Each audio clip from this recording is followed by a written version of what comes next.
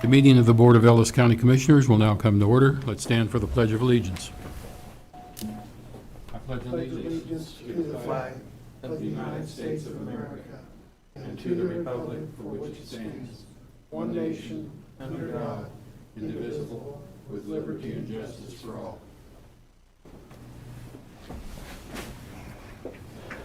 Hey, Bobby, if you could call the roll. Commissioner Dean Hazelworth. Present. Chair Butch Schleier. Present. Commissioner Neil Younker. Present. Quorum. Okay. There's no changes to the order of business. Is that correct? Okay. Prior minutes from July 12th. Commissioners, you get a chance to review those. Questions, concerns? Everything looks good. Okay. Then the minutes stand as submitted. Is there a motion to approve the consent agenda? I'll make a motion to approve the consent agenda, items A through G. Second. We have a motion and a second. All in favor say aye. Aye. Motion passes 3-0. Any issues from persons not on the order of business? Doesn't look like it. Monthly department report, very thorough report. You guys get a chance to review that? Looks good. Very good report. Yes. Okay, our first agenda item here is the Public Works Truck Driver Mechanics position. Brandon.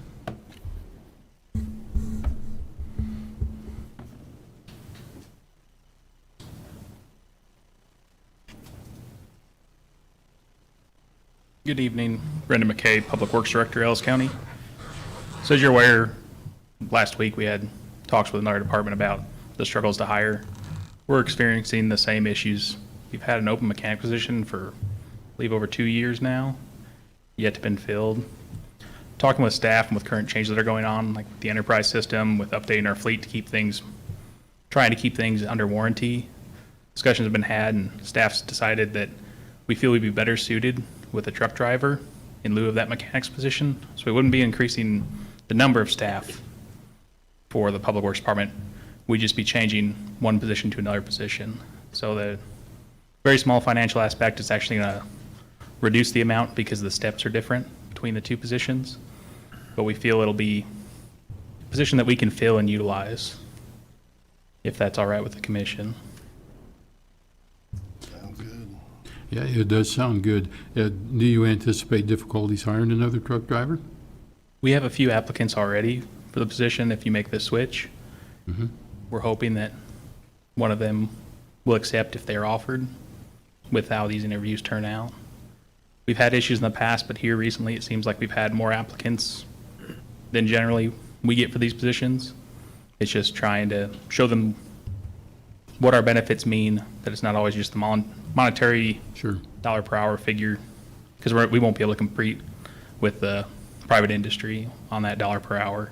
Mhm. But we're hoping our benefits make up the difference. So we've got one hired that's starting next week already for the retirement position, or for the position that they retired here at the beginning of the month. Mhm. So this would just be for the next position. We've got 2 applicants already. It sounds like a good move if you can use the truck driver position. We could. Yeah. Commissioner Younger, any comments, concerns? If it's good for our community, let's go for it. Commissioner Dean, comments, concerns? Okay, idea. is there a motion for this? Don't believe there would need to be one for this. No. Okay, doesn't need to be a motion for this? Okay, proceed. Thank you very much.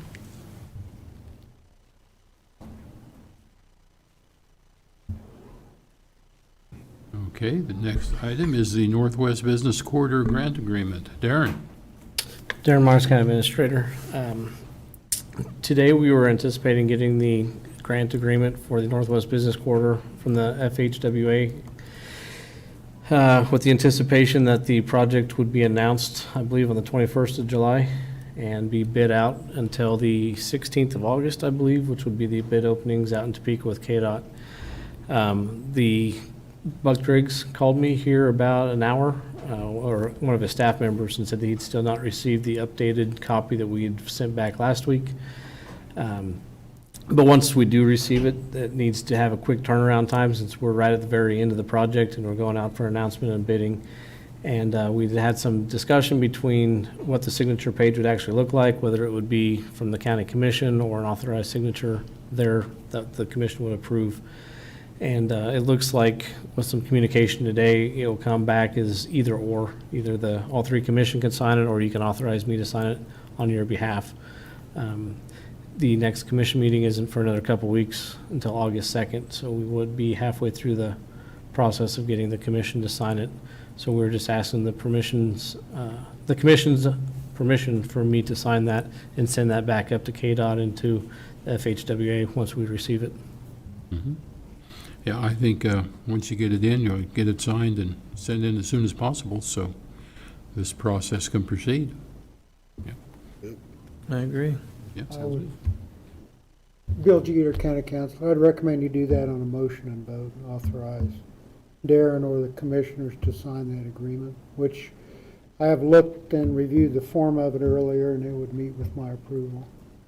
Okay, I'd make a motion that County Administrator Darren Meyer sign the Northwest Business Corridor Grant Agreement as soon as he receives it. Second. We have a motion and a second. All in favor say aye. Aye. Motion passes 3-0. Okay, and then our next item is the Employee in-Service Day. As the Darren? commission is aware, in March of 2020, I think it was 2 years ago. It was not last year. 2020, we were dealing with COVID.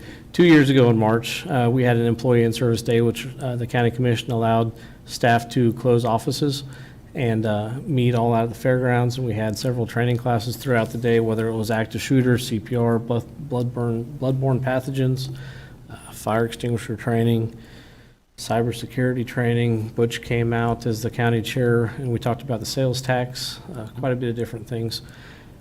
The safety committee has reviewed that option again, and we presented it to the executive team last week, and everybody's in favor. The executive team felt like it was very much needed and a good thing to continue.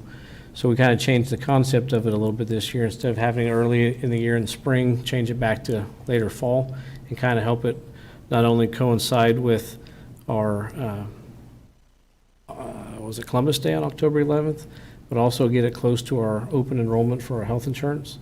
And what we would do is have We don't have the exact schedule set up yet because we don't want to spend too much time without commission approval, but we'd start off in the morning. We'd bring out all of our vendors for our benefits, like Capers 457, FCMI for health insurance, AFLAC, and be able to have the agents speak and answer questions to the employees, as well as have the employees be able to go back in the back room and start with their health benefits, make any changes as needed, and then progress throughout the day with a couple different training options that both the safety committee and K-Camp suggest that we look at, like sexual discrimination. Jason wanted to do a CPR first aid, and we do bloodborne pathogens because that's an annual requirement. In the afternoon, we're looking a little bit different and maybe splitting off and depending on how it all plays out. But Brendan was thinking about having Midwest Energy come out, or Western Cooperative, with their electrical trailer to do a demonstration for their staff. And then we could do some cybersecurity with the staff, the other staff throughout the county. They're actually operating on PCs. And finish out the day with all of that, and then potentially give an hour to hour and a half to all the department heads to allow to have closed-door meetings with their staff and be able to do some planning or training independent to their own departments. So with that, we're just asking the commission to approve closing county offices on that Monday, October the 11th. Well, I know when I was out there at the last one, it was very well attended. So the employees really regarded that as important and a good use of their time. I think it's something good to do. The employees like it. We get a lot of work done on a day like that. And, I'm in favor of doing this. Commissioner Younger? I also like that. And this is every year, correct? I think we'd like to do it every year and Okay. keep it Yeah. later in the year. I'm definitely in favor of that. That training, ongoing training is great. Okay. Do I hear a motion on this? I'll make a motion. I move to close the county offices minus the transfer station on October 11th, 2021. Allow for the day of in-service training for county employees. Second. We have a motion and a second. All in favor say aye. Aye. Motion passes 3-0. Quick question, would any of the commissioner or the chair like to have a set time that day to meet with the employees for a Q&A period, or? If you want me to come out and visit with the employees, I'd be glad to do so. Doesn't matter what time it is. Okay, I'll get in touch with you once we start getting the schedule put together and let you know. Sure. They could ask me anything they want to ask me, or holler at me. I don't care. Okay, County Administrator Report. Darren? Two quick things. Today, we turned in the revenue neutral rate notice to the county clerk for both the Ellis County's general fund as well as the fire district.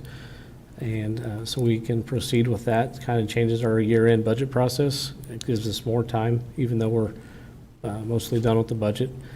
What that does is that it has us schedule a hearing. We had to notify the clerk of a place and a time. It'll be September 13th here at your regular commission meeting, just prior to your regular budget hearing. At that point, at the R&R hearing, we'll have a resolution for both the fire district and the general fund that the commission will pass and approve that. Go into the budget hearing for public comment over the overall budgets. And then with that, we can adopt it and certify it and get it sent to the clerk by the October 1st deadline. Mm-hmm. So that was turned in today. And the last thing I have is, in regards to our CAD and RMS system, is a change order. The good news is the change order is for a $0 amount. So I'll start off with the good part of that. Basically what it is in looking at ordering some of the hardware for all the vehicles that scans your driver's license and issues tickets, the versions of the handheld PDAs, the kind of like an iPad type device, the version is being updated, and they don't want to support the old one anymore, so they're going to give us the new versions of everything at the same price. But the price overall with the overall change order is $27,140, but it's an equal reduction to the same bid, so there's a $0 money movement. But since it was that amount, I thought I would at least bring it to the commission for any questions. Okay. County Commission reports. Commissioner Hazelhorst? KAC meeting Wednesday in Newton, Kansas. I'll be attending. Okay. That's where I'll be. Commissioner Younger? Last week, Monday, I went down and visited the Shenshin people at their meeting. And then last Thursday, I went to city meeting for the work session on the side-by-sides, and hopefully they'll vote on that this Thursday, so if anybody wants to attend that. And I know I'm new, but with the, giving the people all the different funding, the organizations, I would sure like them to come back and revisit us and kind of tell us what and how they're doing, especially since I'm kind of new on it, so that's just something I'd like for them to do. That's all I have. Okay. I had a meeting this morning with the city mayor and the city commissioner. Find the meeting to be very insightful. So I think we're going to continue such meetings and see how that goes. And that's all I have. Any further business? Okay, the meeting will adjourn at 5:13.